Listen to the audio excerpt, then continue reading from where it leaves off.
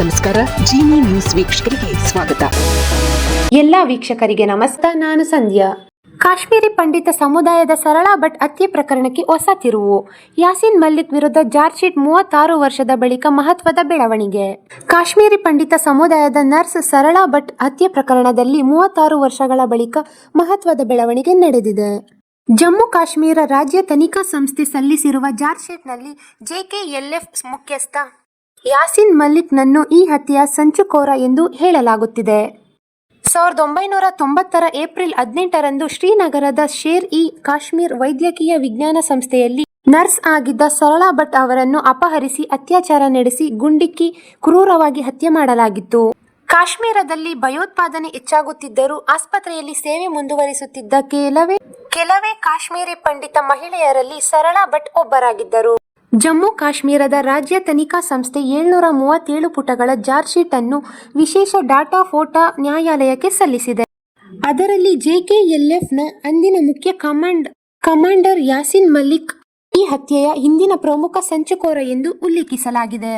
Charge sheet ಪ್ರಕಾರ 1990 April 8ರಂದು ನರ್ವರಾ ಪ್ರದೇಶದಲ್ಲಿ ಪೊಲೀಸರು ನಡೆಸಿದ ಕಾರ್ಯಾಚರಣೆಯಲ್ಲಿ ಯಾಸೀನ್ ಮಲ್ಲಿಕ್ ತಪ್ಪಿಸಿಕೊಂಡಿದ್ದರು. ಈ ವೇಳೆ ಅವನಿಗೆ ಗಾಯವಾಗಿತ್ತು. ಈ ಕಾರ್ಯಾಚರಣೆಯ ಮಾಹಿತಿ ಸರಳಾ ಭಟ್ ನೀಡಿದ್ದರು ಎಂಬ ಅನುಮಾನದಿಂದ ಅವರ ವಿರುದ್ಧ ಸಂಚು ರೂಪಿಸಲಾಗಿದೆ ಎನ್ನಲಾಗಿದೆ. ಆದರೆ ತನಿಖೆಯಲ್ಲಿ ಸರಳಾ ಭಟ್ ಮಾಹಿತಿ ನೀಡಿದ್ದರು ಎಂಬ ಆರೋಪಕ್ಕೆ ಯಾವುದೇ ಸಾಕ್ಷಿ ಸಿಕ್ಕಿಲ್ಲ. ಈ ಆರೋಪ ಸಂಪೂರ್ಣ ಸುಳ್ಳು ಎಂದು SIA ತನ್ನ ಚಾರ್ಜ್ ಶೀಟ್ನಲ್ಲಿ ಸ್ಪಷ್ಟಪಡಿಸಿದೆ. ಕಾಶ್ಮೀರಿ ಪಂಡಿತರಲ್ಲಿ ಭಯ ಹುಟ್ಟಿಸಿ ಅವರನ್ನು ಕಣಿವೆಯಿಂದ ಹೊರ ಹೋಗುವಂತೆ ಮಾಡುವ ಉದ್ದೇಶದಿಂದಲೇ ಈ ಹತ್ಯೆ ನಡೆದಿದೆ ಎಂದು ತನಿಖೆಯಲ್ಲಿ ಉಲ್ಲೇಖಿಸಲಾಗಿದೆ. 2024 ಮಾರ್ಚ್ನಲ್ಲಿ ಈ ಪ್ರಕರಣವನ್ನು SIAಗೆ ವರ್ಗಾಯಿಸಲಾಗಿತ್ತು. ಬಳಿಕ ಅಧಿಕಾರಿಗಳು 3.5 ದಶಕಗಳ ಹಿಂದಿನ ಸಾಕ್ಷಿಗಳನ್ನು ಪತ್ತೆ ಹಚ್ಚಿ ಸಾಕ್ಷಿ ಆಧಾರಗಳನ್ನು ಸಂಗ್ರಹಿಸಿ ತನಿಖೆ ಪೂರ್ಣಗೊಳಿಸಿದ್ದಾರೆ. ಘಟನೆಯ ವೇಳೆ ಕೆಲಸ ಮಾಡುತ್ತಿದ್ದ ನರ್ಸ್ಗಳು, ಪತ್ರಕರ್ತರು ಹಾಗೂ ಸಾಕ್ಷಿದಾರರನ್ನು ವಿಚಾರಣೆ ನಡೆಸಲಾಗಿದೆ.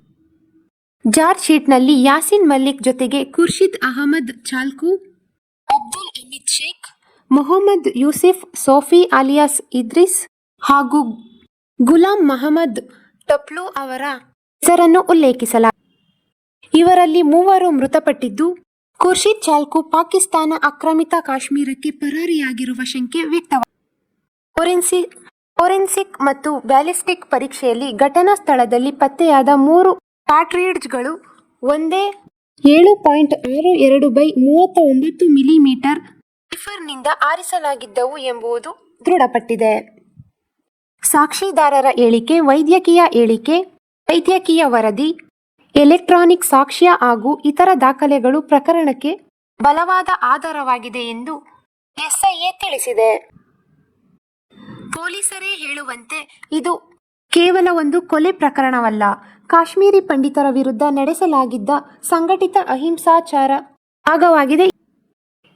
ಈ ತನಿಖೆಯಿಂದ ನ್ಯಾಯಮೂರ್ತಿ ನೀಲಕಂಠ ಗಂಜು, ವಕೀಲ ಟಿಕ್ಕಾ ಅಲ್ ಟಪ್ಲು ಹಾಗೂ ಕವಿ ಸರ್ವಾನಂದ್ ಕೌಲ್ ಪ್ರೇಮಿ ಹತ್ಯೆ ಪ್ರಕರಣಗಳಿಗೂ ಹೊಸ ಸುಳಿವುಗಳು ಸಿಕ್ಕಿದ್ದು, ಮುಂದಿನ ದಿನಗಳಲ್ಲಿ ಆ ಪ್ರಕರಣಗಳಲ್ಲೂ ಚಾರ್ಜ್ ಶೀಟ್ ಸಲ್ಲಿಸುವ ಸಾಧ್ಯತೆ ಇದೆ. ಈ ದಿನದ ನಿರಂತರ ಸುದ್ದಿಗಳಿಗಾಗಿ ವೀಕ್ಷಿಸುತ್ತಿರಿ ಜೀನಿ ನ್ಯೂಸ್. ನಮಸ್ಕಾರ.